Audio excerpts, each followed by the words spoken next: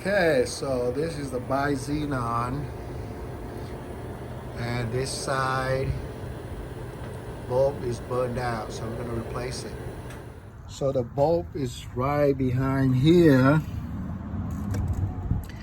and we don't have hand to put in here, but Mercedes thought of doing this really good, is that they got the cover there. So we turn the wheel all the way inside, and then we can remove this, pull it up, and there it is. Okay, so the back with the cover looks like that. So all we need to do is to twist it this way, and it will come out. So this is the cover. We just twist it like that, and now inside there we see it. So we're going to turn it and take it out. There you go. It's very easy. So we bought this one from Amazon. It's only like $23 or something for two.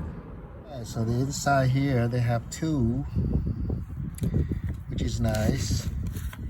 And we bought the same one. It's a 4300K, the color, so it won't be too blue. Just pull the connector out and plug the new one in. It's keyed, so you can't be wrong. Okay, so the bulb is on, but it's a little bright blue compared to the original one. Actually, they look the same.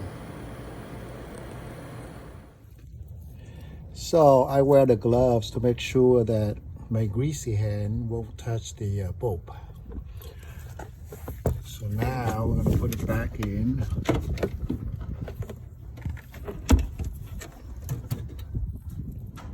Okay, so the bulb is in.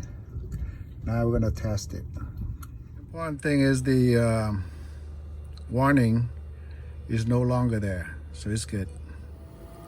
Okay, so the bulb is on, but it's a little bright blue compared to the original one. Actually, they look the same. Okay, so it's done.